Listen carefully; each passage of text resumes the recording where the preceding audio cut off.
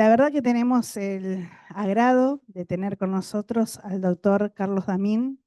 Él es toxicólogo, es profesor de toxicología de la UBA y es el director del Hospital Fernández.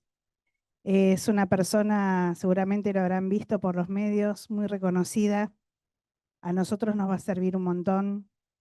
La verdad que para mí, para todo el foro de adicciones de Rosario, es un honor tenerlo y poder escuchar todo lo que él nos pueda decir, trabajando en un lugar tan complejo como es Buenos Aires, con todo lo que significa el Paco y un recorrido y un gran recorrido, ¿no? Así que bueno, lo escuchamos atentamente, doctor, y muchas gracias por venir.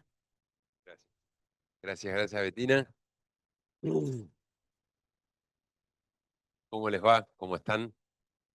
Bueno, gracias. Yo voy a hacer una presentación que tiene que ver un poco con lo que vengo viendo a lo largo de muchos años. Llevo 34 años ocupándome de esto. Tuvimos momentos como muy duros, como fue el 2001, que fue donde apareció el Paco, que después dejamos de llamar Paco y empezamos a llamarlo cocaína fumables. Porque en realidad el Paco que vimos en aquel momento, que analizamos en aquel momento, no era el que analizamos 4 años después o 5 años después. Empezó a haber una gran mezcla de productos que se fumaban y que tenían que ver con distintas cosas, distintas orígenes, y eso le daban distintos composición. Entonces, bueno, lo englobamos en una gran cosa que era cocaína fumable y que venía algunas cosas, algo de sulfato, algo de pasta base, algo de base de cocaína, algo de clorhidrato, y que venía con algo del bazuco que venía del crack que venía de Brasil o el bazuco peruano, y bueno, nada, era una gran mezcla con diferentes componentes de cocaína. Pero a lo largo, le decía, de estos 34 años, lo que yo he aprendido, mi formación es clínica, yo soy médico y mi primera especialidad fue terapia intensiva, y a mí me llamó mucho la atención cómo llegaban los pacientes intoxicados con la gravedad que tenían, y por eso yo los recibí en la terapia intensiva, y entonces por eso empecé a dedicarme a la toxicología, que es una especialidad clínica. Pero bueno, con el devenir del tiempo, más allá, bueno, y después fui jefe durante muchos años del servicio, entonces empecé a ver de qué manera podíamos ir un poco más atrás, que creo que es lo que tiene que ver con lo que hacen madres territoriales, y que lo que hacen probablemente la mayoría de ustedes, con alguno que estuve hablando, que me decía que hacen prevención. Y estoy convencido de que la prevención, sin duda, es lo que va a ayudarnos a corregir esto, porque cuando necesitamos los médicos que definitivamente atiendan al paciente en el momento que está intoxicado. Pero ahí ya llegamos tardísimo, ¿sí? Tenemos que ir mucho más atrás. Bueno, tratando de, como uno va tirando de la piola a piola, llegué a la prevención, pero es fácil hablar de prevención. Muy distintas a hacer prevención. Todo el mundo habla de prevención. Y la verdad es que se hace poca prevención en nuestro país, muy poca. Y la prevención es cara. Y los gobiernos, no me voy a meter en partidismo, ¿eh? Los gobiernos, porque hace 34 años, así que los he visto de todos los colores, no he trabajado con ningún partido, he trabajado con todos los gobiernos siempre, y lo sigo haciendo en todas las provincias. No me meto en la política partidaria, sí en la otra, claro, en la política pública, en la que creo que hay que modificar y que hay que hacer independientemente del partido político. Pero es muy difícil explicarle a los políticos que es más importante la prevención que la seguridad, porque esto que nosotros vemos, el problema del consumo problemático de sustancias, es un problema de salud, no es un problema de seguridad. Y miren que me atrevo a venir a decir esto a Rosario, ¿no? Que Rosario es así, en Buenos Aires, visto como, nada, es un lugar lejano donde vieron que pareciera que la gente en Buenos Aires no hay narcotraficante. Cuando uno habla con la policía, y sobre todo la policía de Buenos Aires, que creen que están allá arriba ellos, y dicen, acá no tenemos narcotraficantes. No, no, pero a las villas no entran. y adentro del Hospital Fernández tenemos uno, me dice, ahí no entran. No entran las ambulancias, no entra la policía. Es decir, no tenemos porque no lo buscamos o porque no queremos buscarlo. El principal lugar de venta dentro de lo que es más cercano a mi hospital, de venta de droga en la ciudad de Buenos Aires, es nada más y nada menos que la zona roja de Buenos Aires. Y cuando uno pasa cerca de la zona roja, está lleno de patrulleros. Y cuando uno dice, ¿qué hacen los patrulleros acá? Si todos sabemos lo que ocurre en la zona roja, son todas personas trans trabajando sexualmente y barra o vendiendo droga. Es lo que hacen en ese lugar. Cuando uno le pregunta a otros pacientes, ¿y dónde la compraste? En la zona roja, en Palermo, para los que conocen Buenos Aires. ¿Y por qué está lleno de patrulleros? Ah, porque cuando uno les pregunta, ¿y qué hacen ustedes ahí? Los cuidamos para que no haya disturbios. A ver, somos grandes.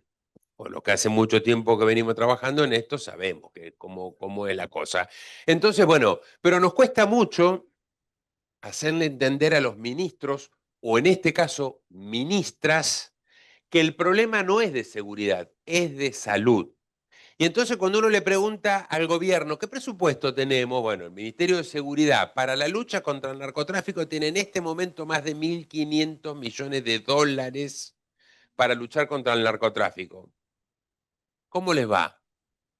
Mal. ¿Cómo le va a los norteamericanos con la lucha contra el narcotráfico? Mal. No hay nadie en el mundo que consuma tanta droga como los norteamericanos. Sustancias ilegales. Además tienen un problema enorme con los opioides ellos, ¿no? Con el fentanilo. Se les mueren más de 100.000 personas por año en Estados Unidos solo con el fentanilo. Pero comercializado ilegalmente, es decir, que a los fines del consumo es también ilegal. Entonces, no alcanza con ponerle dinero a seguridad. Tenemos que ponerle dinero a salud. ¿Qué presupuesto tiene nuestra Cedronar? 20 millones de dólares. ¿Escucharon? 20 millones por año. 20 millones. Es ridículo. Con eso pagan primero todos los sueldos. Dentro. ¿Qué les queda? ¿Cuánto hace que alguno de ustedes no ve una campaña organizada por el gobierno nacional? Yo la última que me acuerdo y que era muy mala fue la de Fleco y Male. Gobierno de Menem, año 94, 95. Estamos hablando de hace más de 30 años, nos hace una campaña masiva. O la otra que recuerdo, también en el gobierno de Menem, Sol sin droga, protagonizada por Maradona y Charly García. A ver, si tenemos 1.500 millones de dólares en seguridad y 20 millones en prevención, ¿alguien cree que realmente desde el gobierno nacional, y vuelvo a repetir, no es problema de este gobierno, el anterior, el anterior, el anterior y el anterior eran lo mismo? La proporción siempre fue la misma. ¿Alguien cree que quieren hacer prevención? No. Entonces, ¿de qué voy a tratar de hablarle? De prevención, porque es lo que creo que necesitamos. Y bueno, y seguir intentando y pelearlo. Mire, yo integro una comisión de expertos de Naciones Unidas. Somos 28 científicos del mundo, le llaman ellos 28, que se creó en el 2015. Fíjense que las sustancias se prohibieron en 1961 y hasta el 2015 Naciones Unidas no tuvo una comisión de expertos. Vergonzoso. Así nos va en el mundo con nada, con lo que nos va con todo en el mundo, no solo con las drogas, con la paz, es un desastre todo, ¿no? Bueno, Naciones Unidas armó en el 2015 una comisión de expertos, recién ahí, y tratando de hablar de qué, de esto, de prevención. Naciones Unidas, la Comisión de Drogas de Naciones Unidas, tiene una de expertos, somos 28, pero la Comisión de Drogas tiene un representante de cada país. Los expertos vamos a la reunión. ¿Quién va todos los años a la reunión por la Argentina? Nuestra ministra de Seguridad, con quien ya yo me he reunido muchas veces con ella. Cada vez que la veo le digo, algún día vamos a entender que no es usted la que tiene que venir. Como yo trabajé con ella hace mucho tiempo, tengo más confianza. Digo, a ver si algún día entendemos que tiene que mandar al ministro de Salud o al secretario de la Cedronar, no la ministra de Seguridad. No es un problema de seguridad, es un problema de salud. Y si nosotros no empezamos por entenderlo, nunca lo vamos a cortar. Yo normalmente hablo de consumo problemático de sustancias, porque hay un consumo que es no problemático. Cuando uno toma un poco de vino en la comida, no es un problema. Y todos entendemos la diferencia entre tomar un poco de vino en la comida y emborracharnos. O emborracharnos todos los días o no poder parar de tomar alcohol. ¿Sí? Hay como cosas distintas. Entonces, hay un consumo que no es problemático. La marihuana no es buena nunca y para nada. La marihuana no es buena nunca y para nada. Si viene alguien y me dice, yo me fumo un porro de vez en cuando, no, eso no es bueno, pero tampoco es un grave problema, ¿sí? Uno tiene que dimensionar. Las sustancias tóxicas tienen que ver con la frecuencia, con la edad de inicio. No es lo mismo tomarse una cerveza a los 30 años que tomársela a los 13. No es lo mismo tomar una cerveza 2 veces por semana, 3 veces por semana, que tomarse 3 litros por día. ¿Sí? Hay como diferencias y el problema se va constituyendo a lo largo de un periodo. Por lo tanto, no es el problema de la sustancia. Claro que ahora vamos a ver, para que haya problema por sustancia tiene que haber una sustancia, pero que no es la responsable de todo. El problema no es solo el paco o la cocaína fumable. ¿Cómo se llega a esa situación? Porque a veces nos decían, no, no, porque el Paco los pierde en el 2001. Uf, si nos hemos reunido y la gente, lo primero que pensaba es, la culpa es del Paco, ¿no? Pero ¿cómo se llega al Paco? ¿Cuántos niveles de exclusión tuvimos previamente para que la gente termine con el Paco? No empieza con el Paco, termina con el Paco. Son frustraciones, son no inclusiones, son quedarse afuera, son no tener posibilidades. Son muchas sumas de cosas las que hacen que una persona termine, porque una persona termina siendo alcohólica. Bueno, hay muchas razones, podríamos escuchar, y por acá tenemos algunas colegas psicólogas que podrían hablar mucho mejor que yo al respecto, pero hay muchas razones por las que una persona termina siendo alcohólica. Pero cuando no se hizo alcohólica con la primera cerveza, o con el primer fernet, o con el primer trago de vino, hubieron muchas razones para que esa persona prefiriera ahogar sus penas en el alcohol y termina haciéndose una cosa inmanejable, que toma vida propia. Entonces no puede parar de tomar alcohol porque, bueno, pasa a estar en una situación casi mejor en ese estado que todo lo otro que le pase que no puede resolver. Entonces, hay muchas cosas que van llevando a que una situación termine en un consumo problemático. Y entonces ¿viene de qué? Y nosotros no hablamos de drogas. Esta comisión que se organizó en el 2015 de Naciones Unidas, en la primera reunión, hace un documento y lo primero que pedimos es, se trataron en esa primera reunión 3 o 4 temas. La primera fue, no hablemos más de drogas, hablemos de sustancias, porque si yo a ustedes les digo, tengo mi hijo que se droga, ¿ustedes qué piensan que es? Hola, Cocaína, crack, marihuana? No. Usted no dice mi papá se droga porque toma alcohol. No dice eso. Normalmente, cuando se habla de drogas, se piensa solo en ilegales. Si no es, bueno, se tomó un poco de más de alcohol, se emborrachó un par de veces, tomó algún psicofármaco o fuma. ¿Alguien piensa que se está drogando porque consume tabaco? No. Sin embargo, se nos enferman y mueren muchas más personas en el mundo por sustancias legales que por ilegales. Entre 6 y 7 millones de personas mueren por año en el mundo por enfermedades relacionadas al tabaco. Y entre 6 y 7, y entre 5 y 6 millones por enfermedades relacionadas al alcohol. Por lo tanto, si nosotros hablamos de sustancias, vamos a lograr incluir a las legales junto con las ilegales. Entonces, sí, ahí tenemos cocaína, marihuana, LSD, éxtasis, paco, fentanilo, que nosotros por suerte todavía no tenemos. Pero también contamos con el alcohol, el tabaco y los psicofármacos, ese cuartito que todo el mundo pide para dormir, el clonazepam, el alprazolam y el lorazepam, que están muy bien cuando están prescritas por un médico y bajo un tratamiento por un tiempo limitado. Pero tenemos gente que cuando uno le pregunta, cada uno de nosotros tiene por lo menos un miembro en la familia que toma un psicofármaco de estos. Y cuando uno le pregunta, ¿cuántos años hace? Oh, ¿te acordás cuando empecé a tomarlo hace 10 años, 12 años? Si no, no duermo.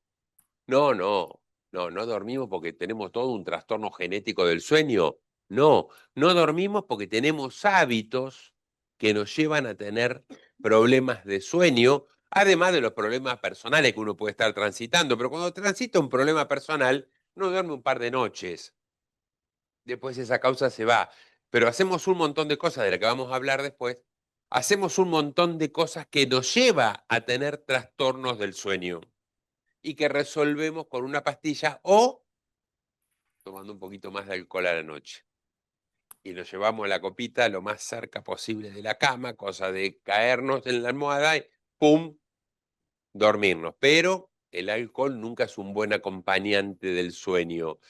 Induce el sueño. La gente toma un poco de más de alcohol, pone la cabeza en la almohada y se duerme, pero el alcohol superficializa el sueño, lo hace más liviano, no lo deja ser profundo, tenemos mucho más sueño, pesadilla cuando tomamos alcohol, y además el alcohol es diurético, nos hace levantar más a la noche a orinar. Y ustedes saben, cuando nos levantamos a la noche, por ejemplo, para orinar, perdemos 25 minutos de sueño profundo. Nos levantamos 2 veces y estamos durmiendo 1 hora menos de lo que pensamos que dormimos, porque ese sueño no fue reparador, ¿sí? Por lo tanto, a veces hay creencias que no son buenas para la salud. Entonces sería mucho más conveniente dejar de tomar alcohol 1 hora antes de irnos a dormir, terminar de completar con un té o con agua, ¿sí? En lo posible no gaseosa, en lo posible no azucarado. Vamos a hablar un poquito más después de salud en general. Y de esa manera vamos a dormir mejor, ¿sí? ¿Quedó claro esto hasta acá? Cuando decimos que tenemos un problema por consumo de sustancias, cuando tenemos un consumo problemático, decimos que se tuvieron que haber dado 3 situaciones. Si no se dan las 3 situaciones, no tenemos consumo problemático. Y uno dice, ¿por qué en el país no tenemos fentanilo? O si quieren, es un poco más nuevo. En Estados Unidos hace 10 años que están con este problema. Nosotros pareciera que es un problema que hasta el momento no nos tocó. Pero nunca tuvimos heroína. Estados Unidos y Europa tuvieron las grandes epidemias por heroína y acá no llegó. Es decir, que podemos tener esperanzas de que el fentanilo no llegue, porque tiene que ver con la misma sustancia. El fentanilo es de la familia de la heroína, tiene un efecto totalmente distinto, se inyecta, aunque también lo pueden aspirar, pero básicamente se inyecta y genera un desastre, no solo en la salud individual del consumidor, sino en el tejido social de todo lo que rodea a ese consumidor. Pero bueno, decíamos entonces que tiene que haber 3 condiciones sí o sí presentes para que se dé el consumo de sustancias. Y vamos a ver entonces por qué no se da el fentanilo, que me sirve a modo de contraejemplo. Lo primero es la existencia de una sustancia. Si no tenemos una sustancia, mm, nosotros no tenemos heroína en el país, no hay consumo de heroína. ¿Sí? ¿Por qué? No, no hay heroína. ¿Tenemos fentanilo? Sí, tenemos fentanilo. Hace 40 años que los médicos usamos fentanilo. Cada uno de ustedes que tuvo una cirugía, una operación, recibió fentanilo. Sí, digamos que nosotros los médicos usamos el fentanilo hace mucho tiempo. Y no es un problema, es un medicamento excelente y que no hemos conseguido nada mejor que fentanilo. La verdad que está bueno que se siga usando. El problema es cuando se lo deja de usar con fines médicos y se lo pasa a usar con un fin recreativo, pongámosle entre comillas, inicialmente, para que termine siendo una adicción y una enfermedad grave rápidamente en un tiempo posterior. Entonces, tiene que haber una sustancia, los toxicólogos por lo menos, qué sé yo, los psiquiatras hablan de la adicción al juego, al celular, al trabajo, al sexo, a otras cosas. Nosotros hablamos de sustancias. Por lo tanto, tiene que haber una sustancia. ¿Alguien en esta sala cree que el mundo va a lograr, a fuerza de luchar contra el narcotráfico, vamos a lograr que desaparezcan las sustancias del mundo? Bueno, hay alguien, vamos a hacer la pregunta al revés. ¿Hay alguien que sí cree que podríamos acabar con las sustancias del mundo? No. Entonces estamos malgastando mucho dinero. yo le preguntaría, en algún momento se lo he preguntado, pero me gustaría que se hiciera público, preguntarle a la ministra de Seguridad si cree que va a lograr acabar con la sustancia. Porque, a ver, el mundo se divide en dos, como todo se divide en dos. Los abstencionistas y los reduccionistas. Los abstencionistas, que Estados Unidos es el líder del grupo abstencionista, ¿qué es lo que plantea? Yo tengo que lograr reducir la oferta de sustancias para que no haya adictos. Yo tengo que reducir que haya, si yo logro que en Rosario no haya más Paco, voy a lograr que nadie consuma Paco. Ese es el razonamiento del abstencionista. Y a mí me parece que el que está enfermo, si no consigue Paco, consume otra cosa. ¿Sí? Por lo tanto, seguir invirtiendo tanto dinero en luchar nada más que contra el Paco, bueno, a ver, estamos malgastando mucha plata. Y los reduccionistas lo que dicen, tenemos que ir contra la demanda. Yo necesito que la gente no quiera consumir, que teniendo la sustancia, elija no consumirla. A ver, yo no quiero que prohíban la venta de alcohol, lo que quiero es que la gente consuma menos alcohol. No me parece mal que la gente tome un poquito de vino en la comida, que la gente tiene un cumpleaños y se tome un poquito de sidra, de champán. No, no, eso no es un problema. Lo que no quiero es que la gente se enferme por alcohol. Son dos cosas distintas. Entonces, lo que yo tengo que lograr, eso dicen los europeos, los reduccionistas, tenemos que tratar de que habiendo sustancia la gente elija no consumir. Y eso no se hace con lucha contra el narcotráfico, se hace con prevención. Obviamente es en la mitad de la que yo adhiero, ¿no? Me parece que es mucho más eficiente y efectivo luchar contra la demanda que luchar contra la oferta. Porque, a ver, nosotros podremos acabar con el fentanilo, hay morfina. Podemos acabar con la morfina, hay tramadol. Podemos acabar contra el tramadol, hay heroína. Y vamos a tener codeína, y vamos a tener el aceptobron unicap, que tuvimos un problema enorme. Entonces, digamos que sacamos la cocaína, aparece el Paco, sacamos el Paco y tenemos el éxtasis, sacamos el éxtasis y aparece, la lista es interminable, porque tenemos un negocio montado produciendo sustancias todo el tiempo, en todo el mundo. Pero aparte, cuando uno mira un poquito más la geopolítica, empieza a entender cuál es el principal productor de opio del mundo. Afganistán. ¿Entienden por qué tanto interés en Afganistán del mundo? Porque es el que produce el opio, del que sale el fentanilo, del que sale la heroína, del que sale el opio. ¿Sí? Por lo tanto, volviendo a esto, sustancias vamos a tener siempre. Y sobre eso nosotros, ciudadanos de a pie, no podemos hacer nada. No tenemos ni las armas para luchar contra el narcotráfico, ni el dinero para hacer prevención masivamente. Así que sobre esto no podemos hacer mucho. Segunda causa, segundo motivo para el que haya un consumo problemático. Tiene que haber una persona con capacidad de enfermarse. Y esto también es importante que lo pensemos. No cualquiera se enferma. Probablemente muchos de ustedes no fumó nunca. ¿Y por qué? Porque no le gusta el humo. Vieron que hay gente cuando alguien enciende un cigarrillo, hacen así, saca, abrí la ventana. Bueno, esa persona probablemente nunca fume ni tabaco ni un porro porque le molesta el humo, no le gusta. ¿Qué va a hacer? No le gusta.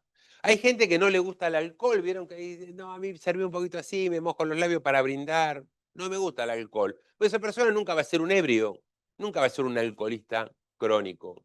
Tiene que haber algo que haga que la persona, además de querer, pueda, le guste. Por eso hay gente que se inyecta fentanilo y otros aspiran cocaína y otros fuman cocaína. Es decir, hay gente que dice, no, mira, yo nunca podría ser adicto, yo veo una aguja y me desmayo. Bueno, nunca va a ser un adicto al fentanilo. Tiene que haber algo, tiene que darse las condiciones para que una persona, como acá dice la colega, no es adicto el que quiere, sino el que puede. Que puede, tiene que poder ser adicto. Eso limita ya mucho la población, no cualquiera termina enfermo por una sustancia. Y acá tampoco podemos influir mucho nosotros. La gente tiene esa capacidad o no la tiene, y si la tiene y empezó a enfermarse, los profesionales de la ciencia de la salud mental, psicólogos, psiquiatra y algún otro que anda por ahí aledaño, los acompañantes terapéuticos y demás que tienen más que ver con la salud mental, no los toxicólogos, pueden hacer algo, pero los demás podemos hacer poco y los toxicólogos tampoco podemos hacer nada ahí. La tercera pata, ahí sí tenemos todos algo que ver, que es el contexto social. Tiene que haber un contexto social para que haya consumo de determinadas sustancias. Y el contexto lo hacemos, depende de lo que miremos, cómo somos los argentinos, podemos decir cómo somos los de Rosario o cómo somos en casa. En mi familia somos distintos como mi hermana. Mi hermana armó su familia y la verdad que somos distintos. En algunas cosas nos parecemos y en otras no nos parecemos. Entonces, hay contextos distintos que hace que en Rosario se consuma más una cosa y por ahí en Tucumán sea más otra, o en Comodoro Rivadavia se consume más otra. Sí, hay contextos. Ahora, vamos a hablar del contexto de los argentinos, que es el que nos involucra un poco a todos y el que además nos marca muchas cosas. ¿Cómo somos los argentinos? Los argentinos somos tremendos consumidores, tremendos consumidores de todo. Somos el tercer país consumidor de alcohol de toda América. El tercer país consumidor de alcohol. Consumimos 10 litros de alcohol puro por habitante y por año. ¿Escucharon? 10 litros de alcohol puro por habitante y por año. Un litro de cerveza tiene 50 mililitros de alcohol. Son muchos litros para hacer 10 litros, ¿eh? 10 litros de alcohol puro por habitante y por año. Nos gana por un poquito una isla que se llama Dominica en el Caribe y Estados Unidos en segundo, que consume 10,2 litros de alcohol puro por habitante y por año. Esto es grave. Somos el segundo consumidor de marihuana de América, después de Estados Unidos. Somos el tercer consumidor de cocaína, después de Estados Unidos y de Brasil. Pero somos el primer consumidor de psicofármacos. Los argentinos consumimos mucho. Y le podemos seguir citando ejemplos. Miren, las mujeres suelen ser mucho más solidarias porque tienen una cartera, a diferencia de la billetera de los varones. Y si alguno de ustedes requiere, le duele algo, van a encontrar siempre alguna dama que abre su cartera y dice, yo tengo, y convida un ibuprofeno, un paracetamol. Alguien estornuda 2 veces y dice, ay, tengo un antialérgico, ¿no querés?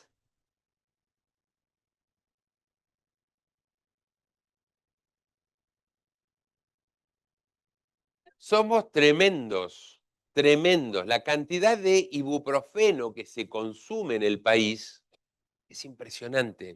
La cantidad de paracetamol. Y además ustedes vieron, si la gente tiene un dolorcito, dice, ¿querés un ibu? ¿De cuánto es? De 400. No, no, dame el de 600. Tengo 38 grados de fiebre, dame el paracetamol, el de 1 gramo, el de 500, no, no. A ver si lo corto de entrada. El problema es que tiene un costo para la salud eso. No es lo mismo darle al hígado 500 miligramos de paracetamol que darle 1 gramo. No es lo mismo, ¿eh? Eh, no sé muy bien dónde pararme para que no haga el ruidito. Ahí estamos, acá estamos. No es lo mismo, es decir, no es lo mismo tomar un medicamento que no. No existe medicamento inocuo. Todos los medicamentos tienen efectos secundarios y adversos. Uno se toma una aspirina y el dolor de cabeza se va. Pero además nos agrega, vieron que hay gente que toma para evitar los infartos, toma una aspirina chiquita. Trato de no mencionar nunca nombres comerciales. Y ese es un nombre comercial. Toma la chiquita. Por lo tanto, cuando uno toma una aspirina porque le duele la cabeza, durante 7 días tiene alterada la coagulación. 7 días alterada la coagulación. ¿Por qué? Porque hay gente que lo toma para evitar el infarto y no le duele la cabeza, lo toma para evitar el infarto y eso es porque produce, algunos dicen, aligera la sangre, evita que se produzcan coágulos. Pero a su vez hay gente que cuando toma la aspirina empieza con acidez. Eso es un efecto adverso de la aspirina. Bueno, les tiré este ejemplo. Todos los medicamentos tienen efectos secundarios y efectos adversos. Por lo tanto, no es lo mismo 500 miligramos de paracetamol que 1 gramo. No es lo mismo un ibuprofeno de 400 que uno de 600. Y eso no lo tenemos en cuenta. ¿Por qué? Porque no hacemos prevención, no educamos en salud. Sí, tremendo. Tremendo. Yo trabajé 8 años junto con la Confederación Farmacéutica Argentina. Recorrimos los 24 distritos que tiene este país tratando de lograr una ley que era la de prohibición de la venta de medicamentos fuera de las farmacias y dentro de las farmacias la obligación de los medicamentos que se vendieran atrás del mostrador. Hasta hace un año ustedes iban a una farmacia y no podían comprar de la góndola de la farmacia. Si querían comprar incluso una aspirina, un paracetamol, un ibuprofeno, tenían que pedírselo al que dispensaba, que no siempre es un farmacéutico, pero tenía que pedirlo. No podía sacarlo de una góndola e ir a la caja. A principio de este año, de este gobierno, cuando tuvimos este decreto ómnibus que sacó un montón de cosas, anuló esta ley. 8 años trabajamos con la Confederación Farmacéutica Argentina. Con un decreto lo volaron. Hoy por hoy podemos volver a comprar medicamentos en los en los kioscos o en los supermercados, porque seguramente los medicamentos bajaron de precio por este motivo. Era el motivo, al menos. Este contexto que tenemos es un contexto muy propicio para el consumo de sustancias. Entonces, si tenemos sustancias, y vaya que las tenemos, si tenemos una persona con capacidad de enfermarse, el entorno lo único que hace es publicitarlas. Publicitarlas. Y si resulta que en casa yo tomo cerveza o tomo vino, fumo. Y además, cada vez que tengo un mínimo dolencia, me tomo una pastilla, me tomo otra pastilla, me tomo otra pastilla, y tengo un chiquito de 10, de 11, de 12, de 15 en casa. ¿Qué creen que aprende? Entonces, ¿esto es un problema de los chicos o es un problema de los adultos? Es un problema de los adultos, no es un problema de los chicos. Los chicos son los que padecen el problema. Los chicos son los que terminan siendo el emergente. Tenemos chicos de 18, 19, 20 años, si no tenemos nosotros, tenemos de 14, de 15, 16 internados hace un montón de tiempo. Ellos lo padecen, pero el problema lo tenemos con los adultos y lo vamos a seguir teniendo con los chicos si no hacemos algo con los adultos para que cambien alguna actitud. Fíjense datos de la Cedronar. Entiendo que estuvo quien hace las estadísticas de Cedronar hace un rato, así que hagamos honor. Esta encuesta igualmente se hizo en el año 2016, que fue una encuesta exactamente igual a la que se había hecho en el 2010. En el 2022 se hizo otra, que yo tengo algunos datos que les voy a mostrar, pero a mí esta me gusta porque es comparable con la del 2010 y realmente me parece con algunos datos más concretos.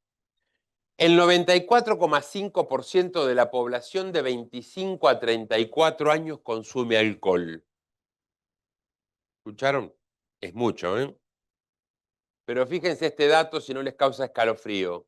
El 54,4% de la población de 12 a 17 años consume alcohol. Estos son datos oficiales publicados en la página del observatorio, que es la página de la Cedronar. El 54,4%. ¿Ustedes recuerdan que en nuestro país está prohibida la venta y suministro de alcohol a menores de 18 años? ¿Cómo puede ser entonces que el 54,4%, no lo digamos muy fuerte igualmente porque por ahí eliminamos la prohibición de venta de 18 años para mejorar la industria del alcohol que le va tan mal en nuestro país, pobre? 54,4%. Cuando nosotros miramos, yo les dije que había 2 países que consumían más alcohol que nosotros. Uno era una isla que se llama Dominica y Estados Unidos. Estados Unidos consume 10,2 litros de alcohol puro, pero cuando miramos en Estados Unidos los de 12 a 17 años, solamente el 13% consume alcohol. Es decir, que los norteamericanos consumen un poquito más de alcohol que nosotros, pero a sus adolescentes los cuidan. El no es no, que nosotros acá no sabemos sostenerlo. No hay forma que un padre le pueda decir a un chico de 15 años no tomas alcohol. Los amenazan, los amenazan. Un padre me dijo no hace mucho tiempo, mire, yo tengo una sola hija, le voy a festejar el cumpleaños de 15 años. Los compañeritos le dijeron que si no hay alcohol, no vienen al cumpleaños. Me dijo, yo no le voy a arruinar el cumpleaños no poniendo alcohol. A ver, ¿somos rehenes de chicos de 15 años? ¿Qué pasó? ¿Es un problema de los chicos? No, claro, es un problema de los adultos. Definitivamente es un problema de los adultos. Fíjense este dato que es peor. Marihuana.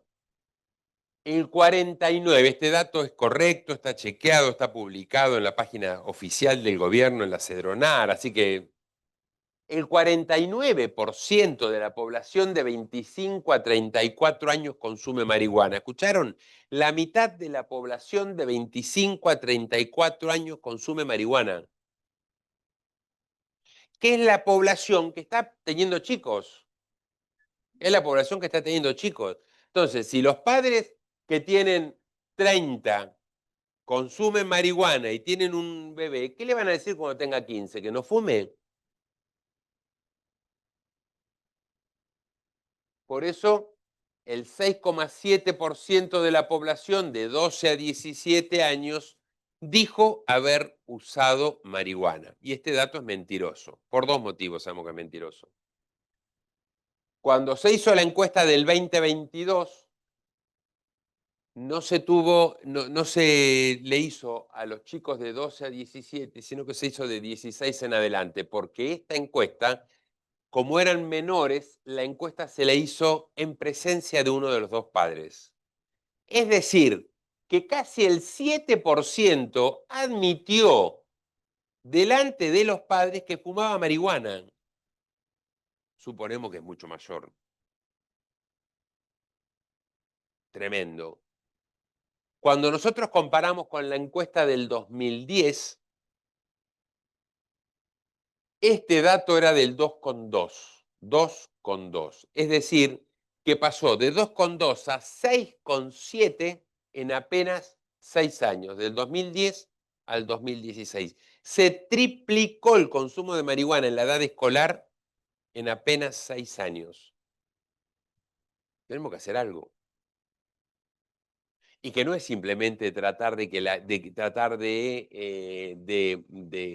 cazar a los productores de marihuana, porque hoy todo el mundo tiene una plantita en la casa. Lo que tenemos que hacer es tratar de reducir la demanda de marihuana, porque no vamos a poder llevar preso a todos los que tienen más de 3 plantitas, que es lo que dice creo el ReproCam, ¿no? O 4 creo que les dejan. No, bueno, lo que tenemos que tratar de convencer a la gente que la marihuana nunca y en ningún caso es buena para la salud. Nunca y en ningún caso es buena para la salud. No es bueno fumar marihuana. No es bueno fumar marihuana. Ni es bueno fumar marihuana para dejar otra sustancia, no es bueno para dormir, no es bueno para relajarse. No es bueno fumar marihuana. Nunca. Y el cannabis medicinal, las gotitas bien hechas por un laboratorio con un bioquímico que me diga que realmente lo que tengo, lo que tiene adentro es CBD y no que lo compramos en internet, que adentro lo que tiene es aceite de oliva, porque se le parece el color, ¿sí? Que entonces se ponen 5 gotitas en la boca y no sabemos qué es lo que están tomando, si tiene CBD, si tiene THC, no sabemos, porque no hay un laboratorio y además el frasquito lo que tiene es una hojita de marihuana. No dice ni dónde se hizo, ni si tiene fecha de vencimiento, no dice nada. Y la gente paga una fortuna por esto y además está demostrado que el cannabis medicinal es bueno para 3 enfermedades, lo tomamos para todo. Para dormir, para la ansiedad. Puede ser una de las dos. Me saca la ansiedad o me hace dormir. Me saca el insomnio, para los dolores de panza, para el... Tremendo. Para los dolores articulares, que ahí pudiera llegar a andar. Pero es bueno para 3 enfermedades. Demostrado, con evidencia científica. Todo lo demás es...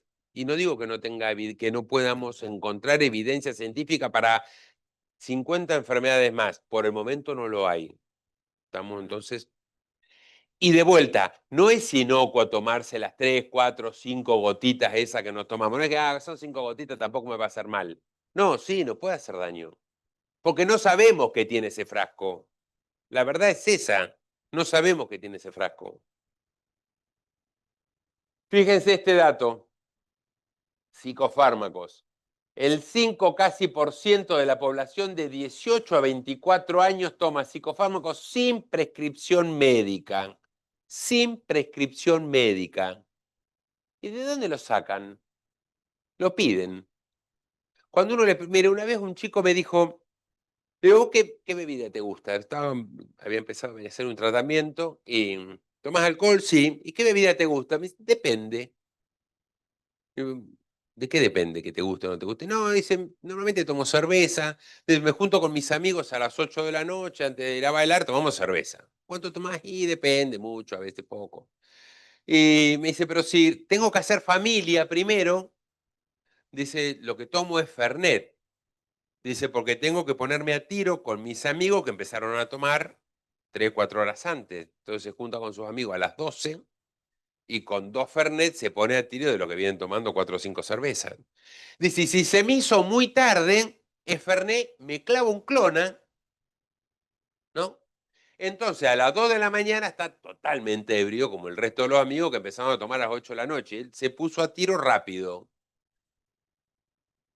¿Cómo consigue el clonazepam? Porque hay un médico que hace la receta. Mire, yo no saben cómo los tengo a los colegas míos en la facultad, los mato con el tema de que no pueden hacer receta. ¿Qué es esto? Que todo el mundo se toma un clona, dame un lora, que me voy a dormir, dame una pastillita de esa que toma mamá, me haces una receta que entonces la compro. No lo tomo todos los días, pero de vez en cuando. No, no son caramelos.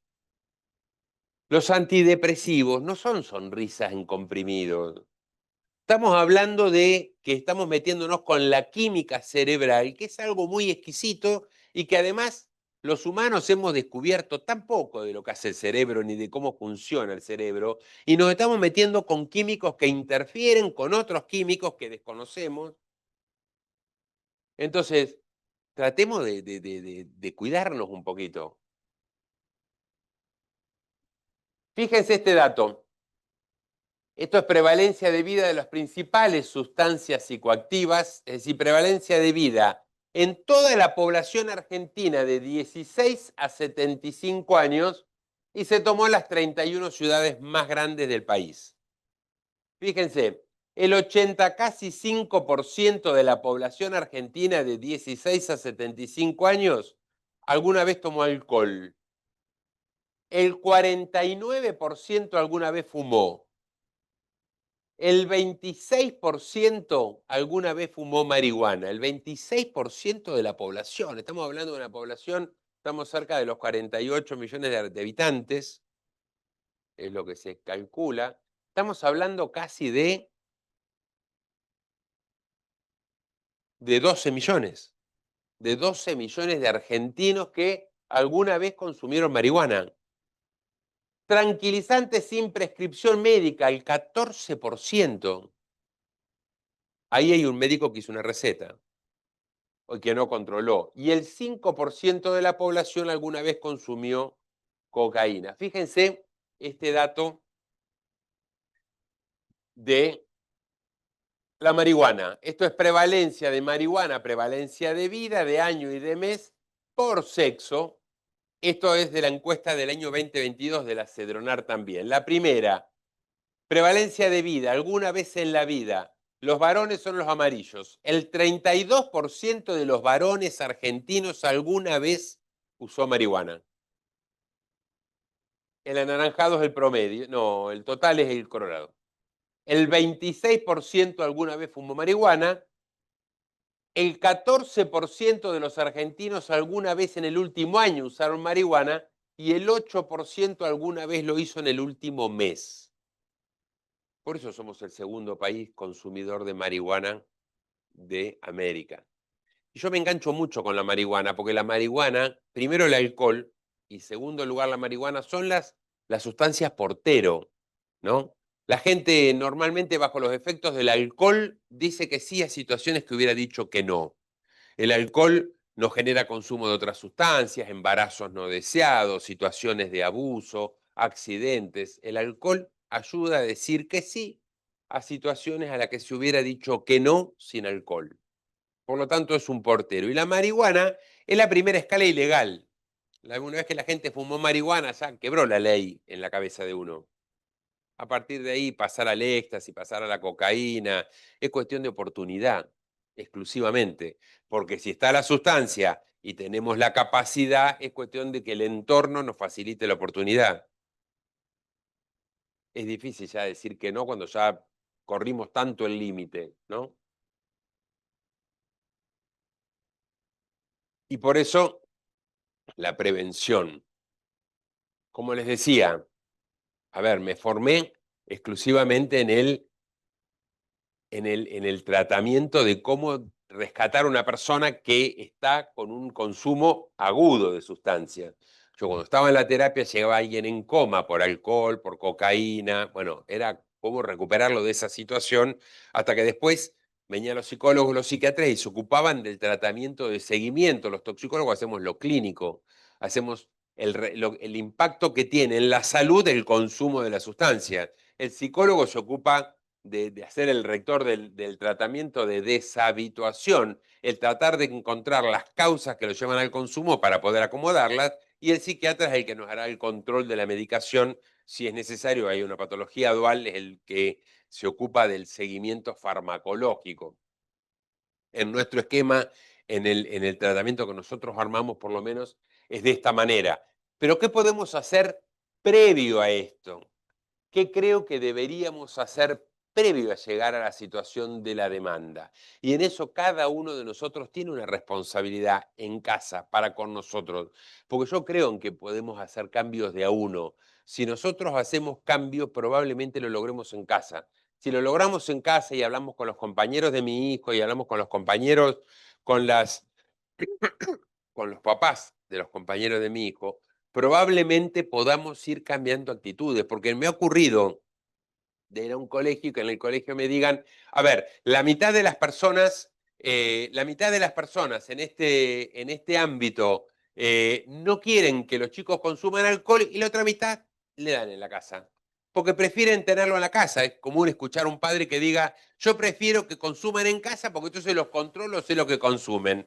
Mentira, le compraron 4 botellas de cerveza, eran 10 y cuando se levantó la madre al otro día había 3 botellas de Fernet que nadie sabe cómo la trajeron. No se tomaron las 4 que ellos creían que habían comprado. Porque es así. Porque en nuestro país, lamentablemente, el kiosquero no cuida, el supermercado vende y no controla la edad, y los padres tampoco lo hacemos. Es importante que los padres hagamos el control de lo que ocurre con nuestros chicos y que los veamos volver. Yo siempre cuento una anécdota, pero bueno, tengo 60 años, de cuando yo volví a mi casa, volví a la hora que volvía, igualmente yo en la adolescencia mía fue bajo un gobierno militar, así que no se podía volver muy tarde.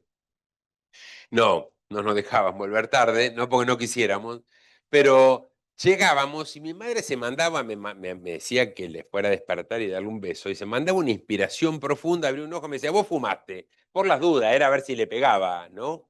Pero era ver cómo llegaban, olernos, ¿no? Había un control. Hoy creemos que manejamos a nuestros chicos por WhatsApp y no los manejamos. Y mucho menos si con una mano estamos con el Instagram, ¿no? Mientras tratamos de ver qué hacen los chicos, ¿no? No se puede. Y el Instagram nos lleva mucho tiempo a los padres nos lleva al Instagram, que es tiempo que le dedicamos exclusivamente a una red y que se la estamos restando a la familia, ¿sí? Es decir, y los chicos necesitan tener padres presentes, que se ocupen, que los miren, que los huelan, que los escuchen, ¿sí? Y entonces nos falta mucho tiempo a nosotros, no nos alcanza el tiempo para hacerlo. ¿Qué creo que podemos hacer? Yo soy un convencido que lo que tenemos que trabajar es sobre la prevención y la promoción de hábitos saludables. Una cosa es trabajar sobre cómo prevenir el consumo de sustancias y eso tenemos que hacerlo. Nosotros necesitamos trabajar con los papás, trabajar con toda la sociedad el tema de cómo prevenir el consumo. Hay que trabajar con los chicos el tema de los consumos y el tema de los cuidados.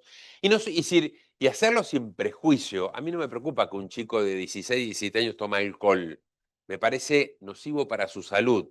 Me parece hasta peligroso, pero lo que voy a tratar de hacer es que se cuide. Yo tengo que lograr que ese chico, porque se va a encontrar con la marihuana, se va a encontrar con el alcohol. Lo que tengo que lograr es que no termine cayendo en las garras de él.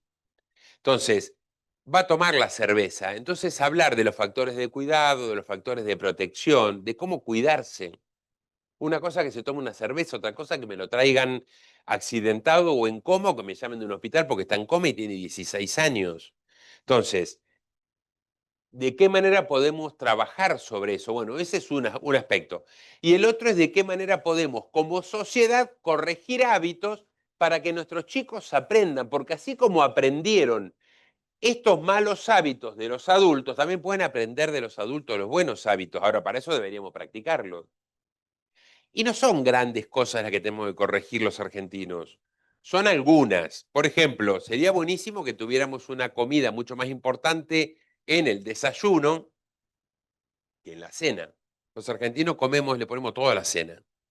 El desayuno es con mate, un cafecito y arreglamos y salimos por ahí en el trabajo, nos comemos un bizcochito y una factura, una media luna, ¿no? Con eso andamos el desayuno.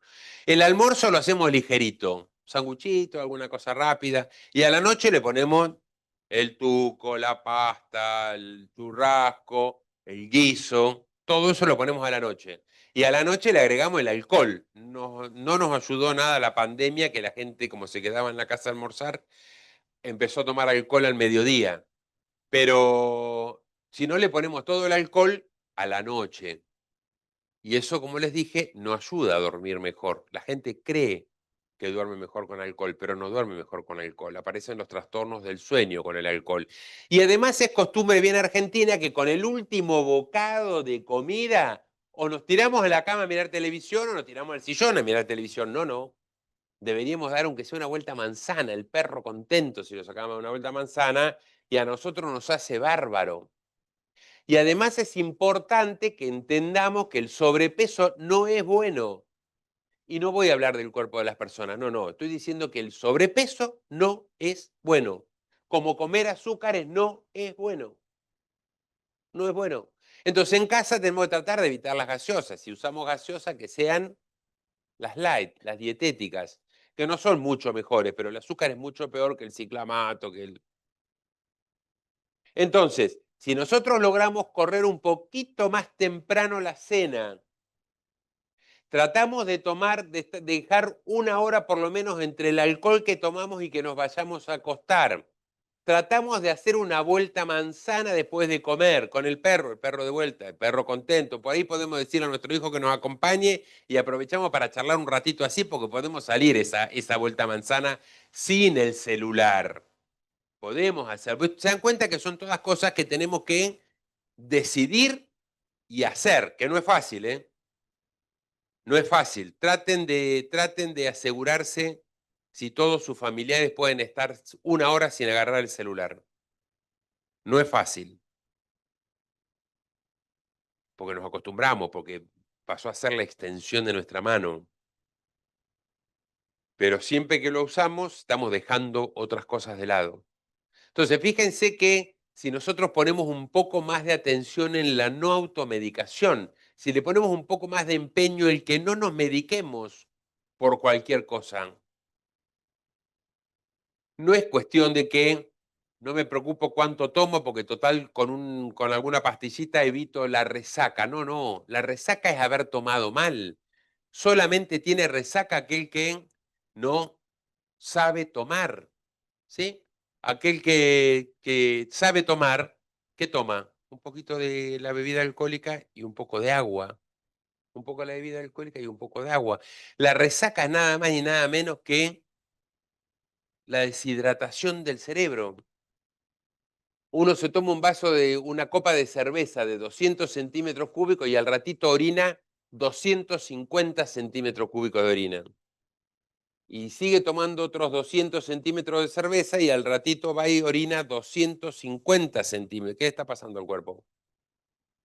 Está perdiendo líquido, se está deshidratando. El alcohol es diurético, deshidrata. Si uno no compensa lo que se está perdiendo de agua tomando líquido, al otro día que va a tener resaca, deshidratación del cerebro, se pone como una pasa de uva. ¿Cómo se arregla? No, no se arregla con un mejunje de esos que se toman que tienen 5 componentes. Se lo riega, agua, que si lo hubieran tomado la noche anterior se lo hubieran evitado. Y además, como el agua le saca la sed, toman mucho menos, porque es un círculo vicioso. Se nos estamos deshidratando, tenemos sed, el cuerpo dice, che, me falta agua, ¿qué hacemos? Más cerveza. Orinamos más sed, más cerveza. Orinamos más sed, más cerveza. Es matemática pura. Pero eso tenemos que educarlo, tenemos que decirle a la gente. Tenemos que contárselo a los chicos, tenemos que contárselo a los padres para que los padres se cuiden. No todo es ibuprofeno, no todo es paracetamol. Esto es educar y prevenir, pero educar y prevenir es caro, es caro. Entonces, aquellos que tienen acceso a los que deciden políticas públicas, aquellos que tienen acceso a los que deciden en qué gastamos los recursos, bueno, por favor, cuando vamos a hablar del tema sustancias, si no le pongamos todo a las armas, porque está demostrado que no funcionan. No nos sirve solamente comprar balas, porque seguimos con el mismo problema. Tratemos de ponerle un poquito de presupuesto. Y el presupuesto no es infinito, yo lo entiendo. Pero a ver, si tiene 1.500 millones de dólares el Ministerio de Seguridad contra 20 que tiene la Cedronar, che, sacale 200 a Patricia Bullrich, que en realidad dale 1.300 y dale 250 a la Cedronar y por ahí logramos hacer algo. Vuelvo a decirle que no me interesa meterme en la cosa política partidaria. Hablo de ella porque es la ministra de turno. Se lo he dicho a todos los ministros de seguridad anteriores igual. Pero el tema pasa por darle un poco más de dinero a la prevención. Necesitamos prevenir. Yo preferiría hacer un espacio de preguntas para poder dialogar un poquito y que no fuera esto solamente una ponencia mía, sino que hablemos. Porque además estoy convencido de que es en conjunto que vamos a encontrar las soluciones.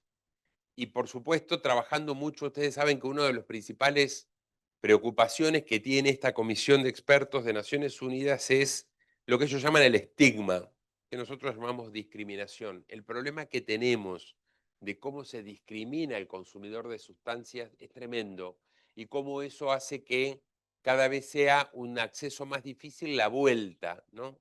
Y se discrimina mucho, pero sobre todo se discrimina mucho a las mujeres que consumen sustancias.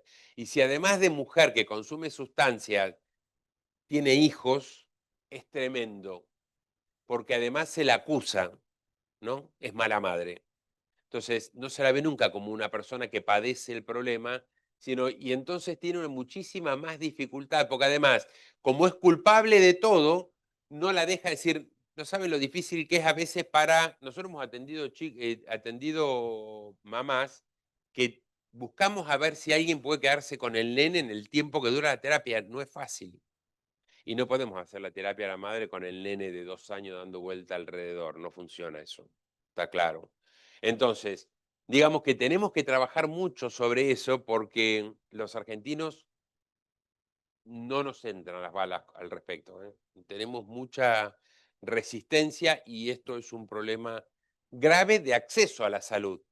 Entonces, bueno, si no logramos acceder a la salud y además hay poca, es decir, porque además se invierte poco al respecto, bueno, estamos en el horno, digamos que hay mucha gente que se está quedando totalmente afuera. Betina. Estamos, los adictos, ¿están bien medicados con medicación específica en la Argentina? El público, sobre todo. A ver, existe muy buena medicación para muchas patologías. Sería muy bueno tener algunas medicaciones más para que nos sirvieran para evitar el consumo. Tenemos algunas, que son naltrexona es una, que ayuda a disminuir el deseo del consumo. En algunas personas, en otras no. Tenemos realmente buena medicación psiquiátrica que no está al alcance de todos, que no siempre el Estado, los diferentes estados, nacional, provincial o municipal, ponen a disposición de las personas y no todos los que ellos que tienen cobertura social, hay medicaciones que se las cubren. Igualmente, y de esto me hago cargo absolutamente lo que digo, tenemos un problema con los colegas míos, sobre los que hay que trabajar mucho y también trabajo mucho, donde hay intereses en el tema de la medicación. Hay veces que medicaciones más simples, más baratas, pueden funcionar bien, y como hay siempre algún tipo de beneficio que se obtiene con alguna receta a favor de algún medicamento, bueno, entonces los colegas empiezan con que no, sería bueno que consigan la olanzapina de depósito, y es carísima.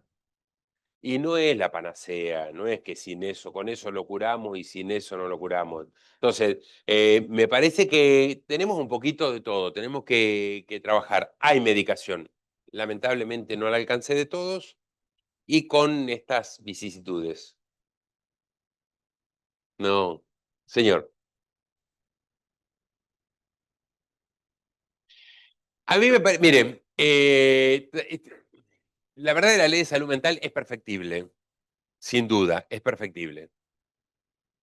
Estoy convencido que si empezáramos por aplicarla, sería mucho mejor de lo que es. El problema que tuvimos fue que la ley de salud mental tuvo en primer lugar de oposición a los médicos psiquiatras. ¿Por qué a los médicos psiquiatras? Y porque iguala a los médicos psiquiatras con los psicólogos y de alguna manera con los trabajadores sociales. Y esto a los colegas no les gustó. Entonces, todos los psiquiatras se pusieron en contra de la ley sin leerla. Me consta, muchos de ellos sin leerla, porque he hablado con un montón que me decía, porque la ley esto, y no, mira, vos estás enojado con un artículo que es el que dice que un psicólogo y un psiquiatra pueden decidir la internación de una persona. Pero yo, por ejemplo, le digo algo, la ley es una ley federal para todo el país. Jujuy tiene 11 psiquiatras. Toda la provincia de Jujuy tiene 11 médicos psiquiatras, de los cuales 6 solo trabajan en privado. Los otros 5 están para toda la provincia en el espacio público. Cuando alguien quiere internar a una persona, no encuentra un psiquiatra que firme la internación, porque además por ahí va y le dice, yo no estoy de acuerdo con la ley, así que yo no te voy a firmar la internación involuntaria. Entonces tenemos una lista así de mamás que dicen, esa ley me impide que interne a mi hijo. No es cierto. No es cierto. Yo trabajo en un hospital público, trabajamos en Buenos Aires, no nos faltan psiquiatras. Solo mi servicio, que no es de salud mental, tiene 4 psiquiatras. Por lo tanto, nosotros internamos involuntariamente todos los pacientes que lo necesitan, sin ningún inconveniente, y en 24 horas consigo la orden de un juez que me lo interne. Es decir, que, pero se da cuenta que no es un problema de la ley, es un problema de aplicación y de dónde queremos aplicarla.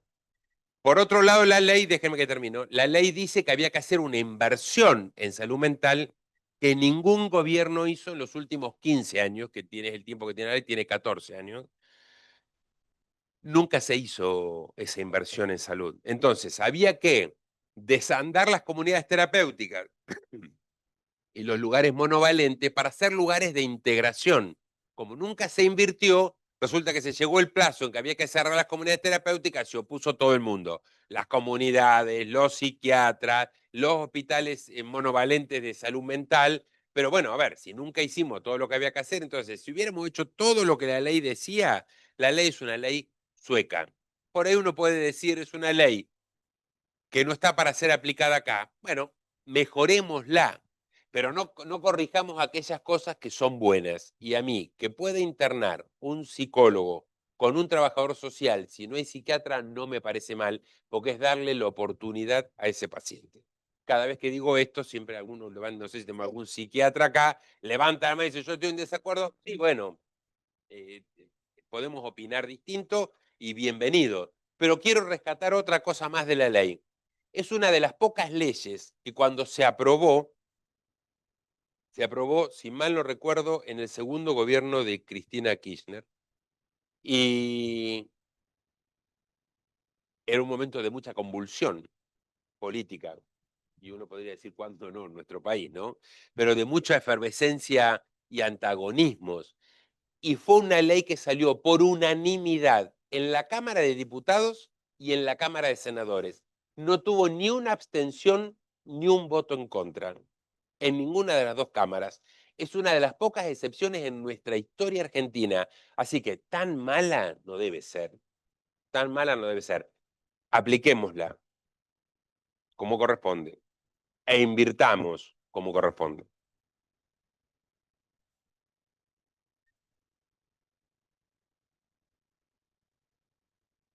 Mm.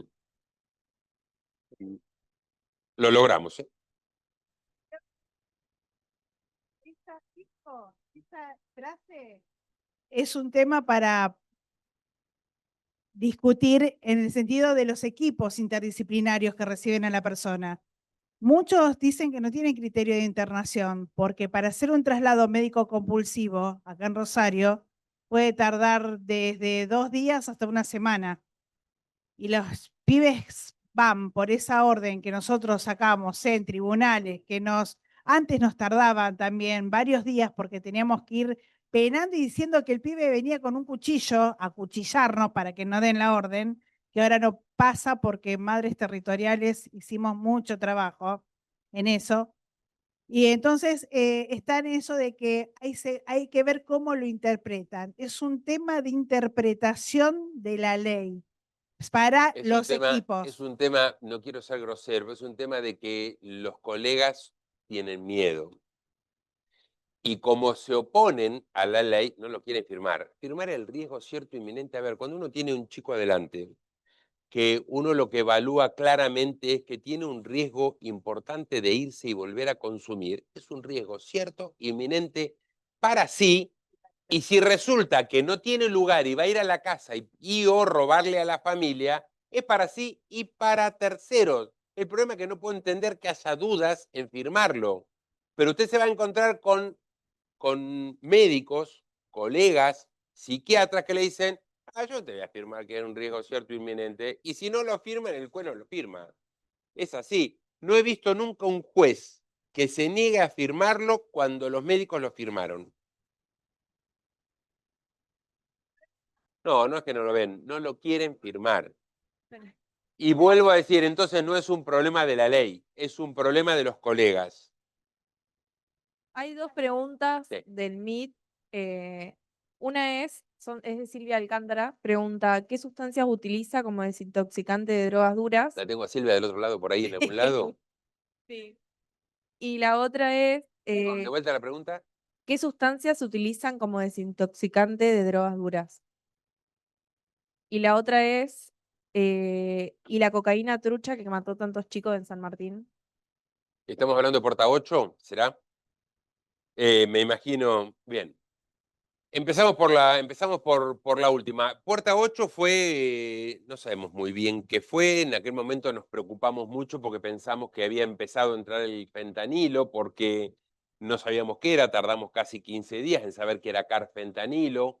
Fue muy claro, nosotros el servicio nuestro fue el que alertó que era un opioide, porque la gente había consumido cocaína y llegaba en paro respiratorio y muerta a la atención. Eso era evidente que no era cocaína, había otra cosa.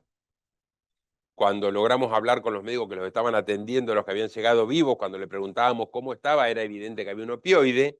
Los opioides, como el fentanilo, tienen un antídoto. Decimos que le den el antídoto y la gente se despertaba. Es decir, que y no estaban graves por la cocaína.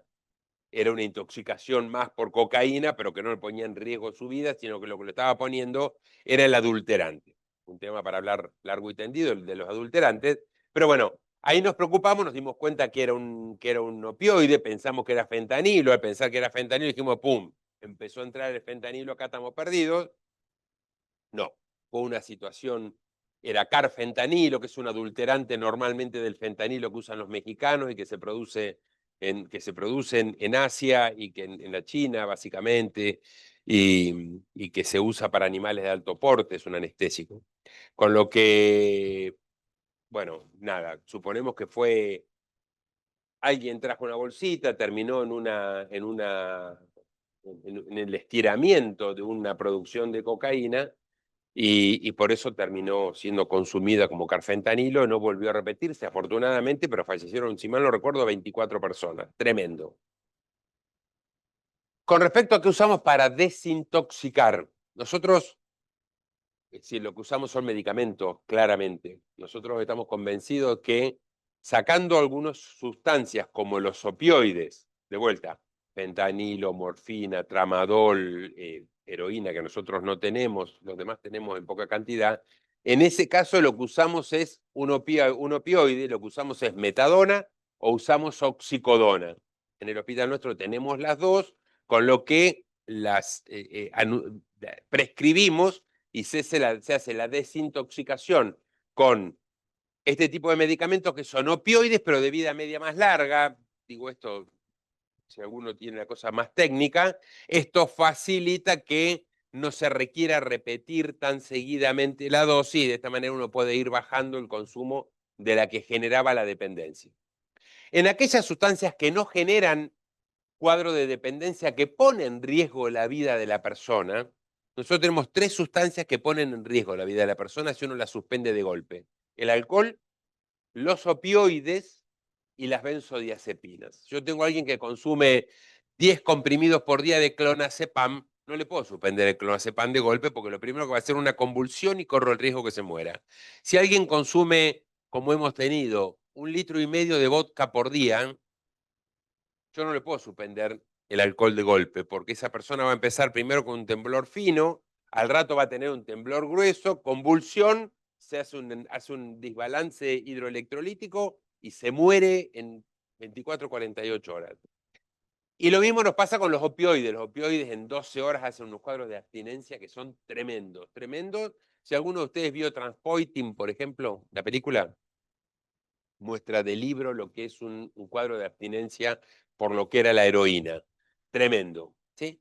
Todo el resto de las sustancias yo las puedo suspender de golpe porque no me ponen en riesgo a la persona. Vamos a ver cuadros de mucha ansiedad, vamos a ver efectos, pero no pone. Si alguien consume cocaína y yo tiene un accidente o hace una colecistitis y tengo que operarlo de urgencia, no hace falta que yo le reemplace la cocaína. No se va a morir porque no consuma cocaína, va a estar ansioso. Entonces yo puedo tratarle esa ansiedad para que no esté absolutamente desesperado por consumir. Pero si no le puede consumir, no se va a morir. No se pone en riesgo la vida. ¿Se entiende la diferencia? Sí, total. Cuando tengo un alcohólico que lo tengo que operar de una colecistitis, si yo no le reemplazo ese alcohol por algo, antes se daba alcohol en goteo.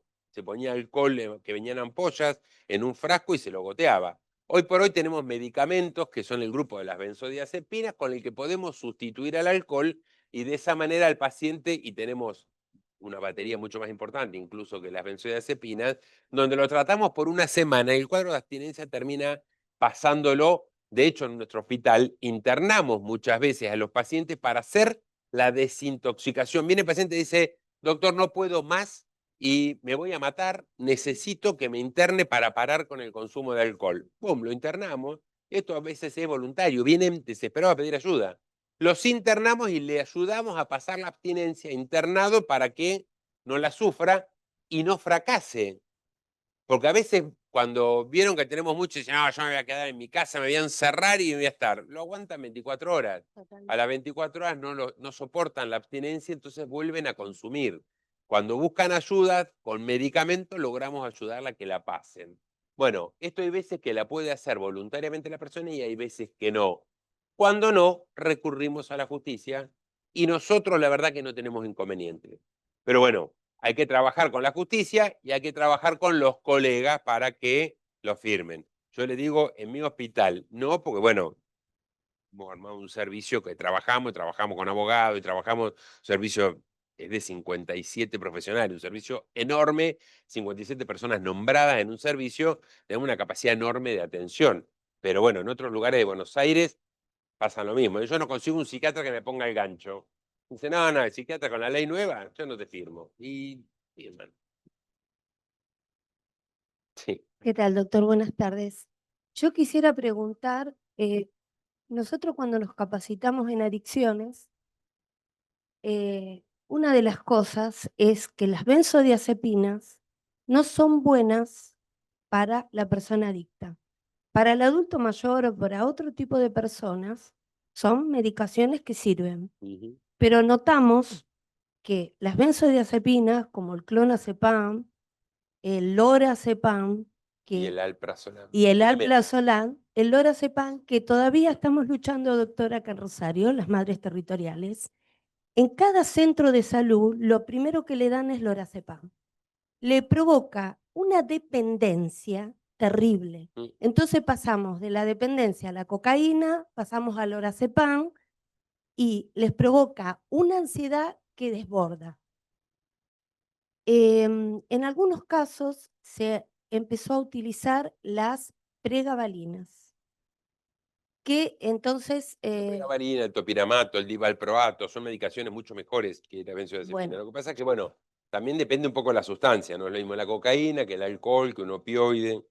Yo pregunto, ¿no se podría regularizar o qué se tendría que hacer para que no se indique más esas medicaciones?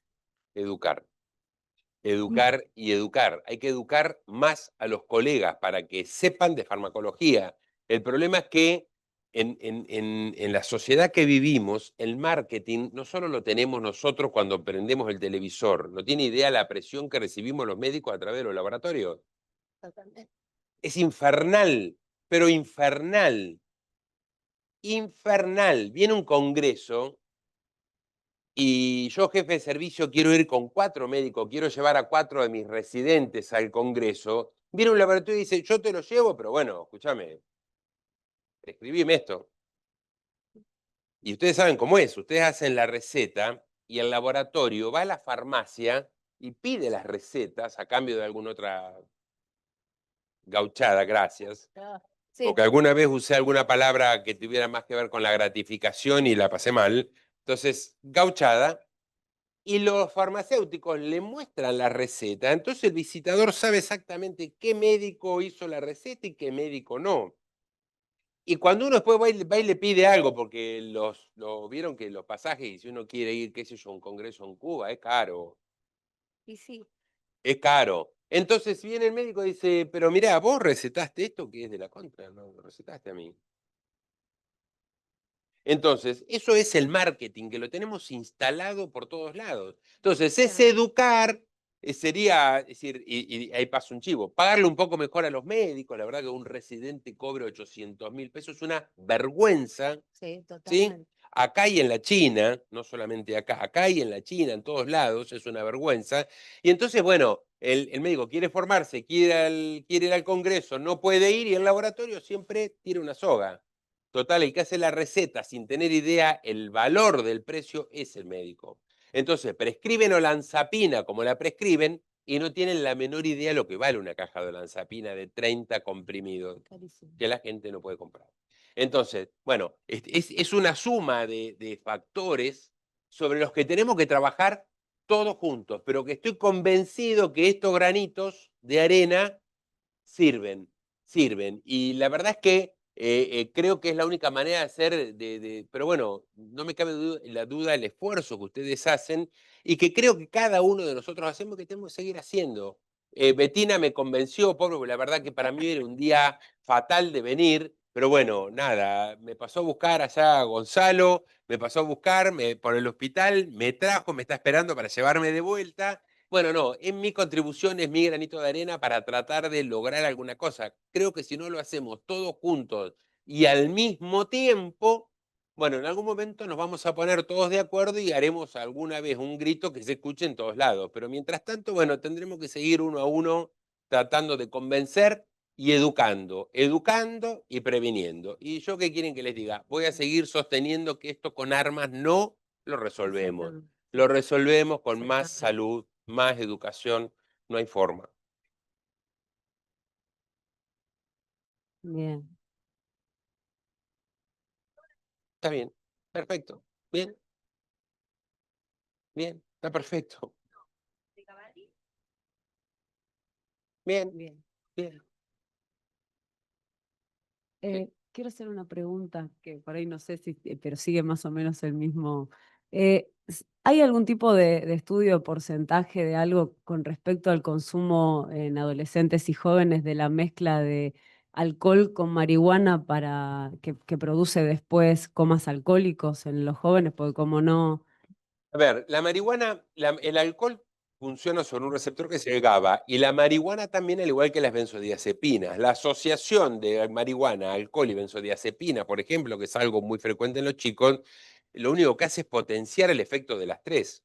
Y las tres, si ustedes miran, acá la señora me hablaba del lorazepam, si ustedes miran la receta, el prospecto del lorazepam, se van a enterar de un montón de cosas que las horrorizarían. Lo que pasa es que cuando nosotros nos gusta algo y después nos horrorizamos, automáticamente hacemos un bollito, lo tiramos porque nos molesta para meter el comprimido, lo tiramos de adentro y chau. Y la verdad es que no lo leemos mucho. El prospecto está destinado a que la gente lo lea. Y entonces uno, el laboratorio que nos convenció de que para qué lo vamos a leer, que todo eso que dice ahí es por una cuestión legal que se pone. Mentira. Tal cual. Para ahorrar papel. Chao, gracias. La cuestión es que cuando uno mira ahí, por ejemplo, se va a enterar que las benzodiazepinas no deberían usarse por más de 3 meses.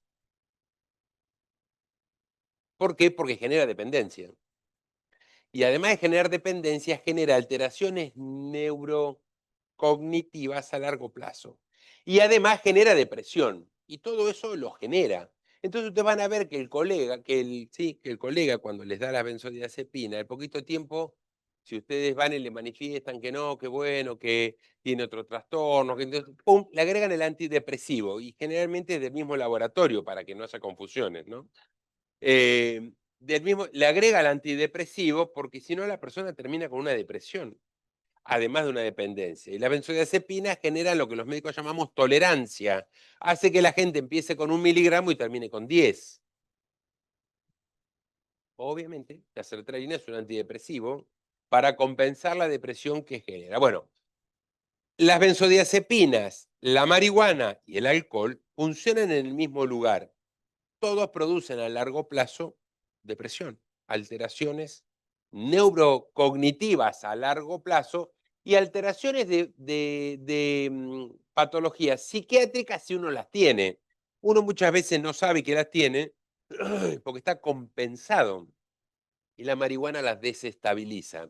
Tuve un ejemplo que lo suelo contar, era el hijo de un colega, de un médico amigo, que viene con un cuadro de intoxicación muy grave por marihuana. Nos llamó la atención, venía totalmente delirado, alucinado, fuera de contexto, no tenía ni registro de lo que había pasado, el padre tampoco, cuando lo trae, bueno, eran 2 compañeritos que habían venido exactamente igual, estaban. Uno con un delirio más místico, el otro alienado, pero no místico, por lo menos. Uno hablaba con la Virgen María, bueno, un cuadro muy, muy psicótico parecía. 18 años uno y 17 el otro, con los dos 18, bueno, ahí estaban. ¿Qué habían hecho? Bueno, nos enteramos después y les cuento el final para entender. Lo que habían hecho, habían conseguido un cogollo completo, una flor completa de marihuana y la pusieron dentro de un jarrito con leche a hervir. Y se tomaron la leche de merienda. Estaban los dos solitos, se tomaron medio jarrito cada uno, es decir, un cogollo entero se lo tomaron. Bueno, hicieron cuadros psicóticos. Uno de ellos, que era el hijo del colega, tenía una enfermedad psiquiátrica compensada, que esto descompensó. Tuvo 2 meses con el cuadro hablando con la Virgen María. 2 meses. Hubo que internarlo en un psiquiátrico. El otro no, el otro hizo un cuadro de intoxicación. Al tercer día fue el que nos contó qué había pasado, porque ni siquiera sabíamos muy bien qué había pasado. Ellos habían tomado la jarrita, tiraron a la mierda el cogollo, en la casa no sabían qué había pasado, hasta que no nos contó el primero que volvió así. Muchas veces tenemos enfermedades psiquiátricas compensadas, chicos que parecen border, por ahí que tienen actitudes que no son del todo normales, pero que bueno, van al colegio, tienen una integración, tienen amigos, están integrados y van andando. Algo de esto los descompensa y se van al diablo y después volverlos a traer cuesta muchísimo. Entonces, esto pasa porque, bueno, por estas asociaciones y todas actúan en el mismo lugar, por lo tanto, cada vez que se van sumando, potencian el efecto una de la otra. Una de las cosas que nosotros le decimos siempre a los chicos es que nunca hay que mezclar sustancias. Miren, la idea es que no consumen nada, pero si van a consumir, que no mezclen, porque las mezclas son las que terminan haciendo mezclar alcohol con metanfetamina. Ahora, cuando uno le pregunta a los chicos, ¿con qué se consume la metanfetamina? El éxtasis. Con agua, con agua. Se lo meten en la cabeza, con agua, con agua. ¿Por qué? Porque si toman vodka, se la van a pasar muy mal y tienen riesgo de morir. Se hace unas arritmias cardíacas, la mezcla de alcohol con éxtasis, que realmente lo pone en riesgo de vida. Ya no del cuadro psicótico del momento de la intoxicación, riesgo de vida. Sí, entonces, bueno, les dicen con agua, con agua, con agua, con agua. Entonces los chicos salen y toman agua. Y no es por la deshidratación, no, porque con alcohol se mueren. Entonces, la asociación de sustancias, fíjense, cuando se murieron los 5 chicos de Time Warp, todos eran más de una sustancia, todos tenían éxtasis y algo, ninguno tenía alcohol. Todos eran éxtasis y otra cosa. Uno tenía tusi, había consumido que tenía ketamina, 2 habían consumido marihuana. Todos tenían mezcla los que se murieron. Y los que estuvieron internados, que eran otros 6, que la pasaron muy mal, 2 de ellos internados casi 2 meses graves, también fue por mezcla. La mezcla siempre es lo que termina complicando mucho más el cuadro clínico para recuperarlo al momento de la intoxicación. Sí.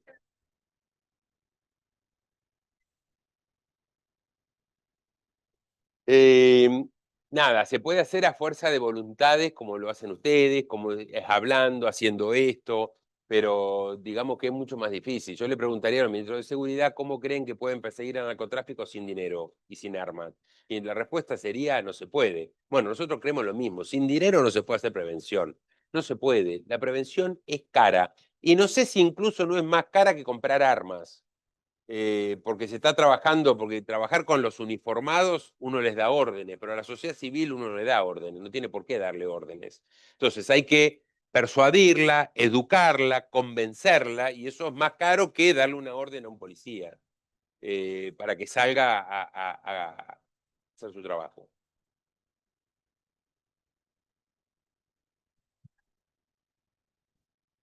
Los padres de los chicos. Y yo pienso, ¿no?, que nosotros ponemos nuestro granito de arena para hacer prevención. Pero como decía recién una de las chicas, prendemos el televisor y nos están diciendo que tenemos que tomar algo para funcionar, para dormir, para despertarnos, para hacer ejercicio, para estar despiertos.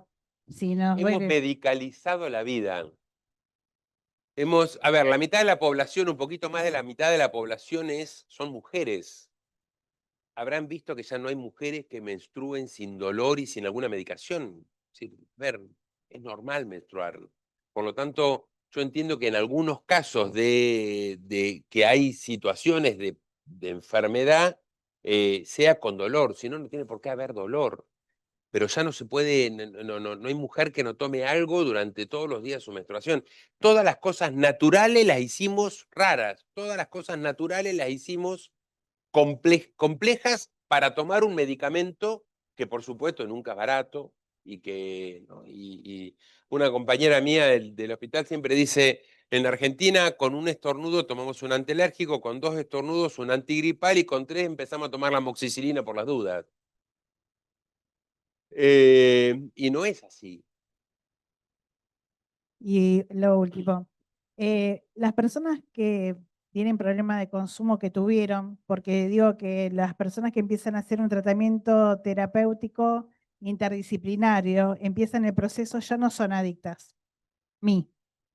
Em, ¿Te pasó que, por ejemplo, van a decir lo que les pasa y no saben lo que les pasa, no saben lo que le medican, no saben para qué son la medicación que tienen, porque están acostumbrados a que todo le den? Nosotros Sí. estamos manejando a personas adultas y lo que queremos es que se hagan cargo de lo que les pasa.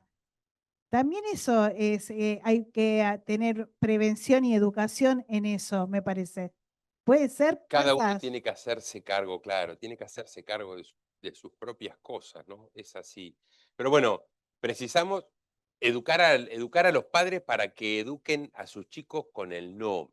El no parece ser algo casi imposible de decirle. Uno se entiende, encuentra todo el tiempo con padres que no saben cómo decirle que no a los chicos, pero el no se le dice cuando tiene 8 meses, cuando tiene 1 año, cuando tiene 1 año y medio. El no se aprende. Entonces, hoy por hoy el no es una frustración tremenda de los chicos. El no lo resisten. Y los padres se angustian por decirlo. Bueno, entonces, vuelvo a repetir, el problema lo tenemos los padres, ¿no? No los chicos. Vamos con la última, que son las 7, tenemos que volver, Gonzalo. Sí, yo No, a las 7 de la mañana estoy arriba de un avión de vuelta mañana. no, lo que nosotras pensábamos que, digamos, por ahí estamos hablando en un contexto de prevención y de cambio de hábitos para que algo cambie, a lo mejor pensando en un contexto de familias más o menos constituidas donde tenés algún parámetro para trabajar, Ujú. pero en nuestros barrios en general nos encontramos, hoy lo charlábamos, con tercera generación de adicción, con lo cual si no hay una política pública clara, establecida y convencida de que por ahí es el camino, la verdad que se Estamos nos un hace... poquito más atrás porque ahora vamos a tener que convencer a las autoridades que las políticas públicas son necesarias. Sí, ahí recularon en chancleta. Sí. Gente, gracias. Gracias, Betina. Muchas Gracias. gracias. Gracias. Gracias.